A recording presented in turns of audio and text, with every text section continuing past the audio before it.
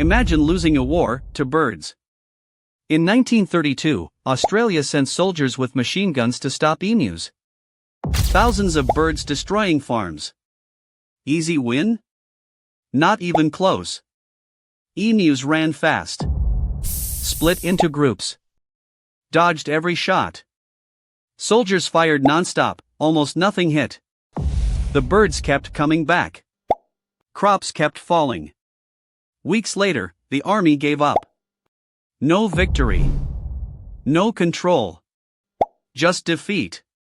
The emus? Still running free. Humans had guns. The birds had speed. And somehow, that was enough to win.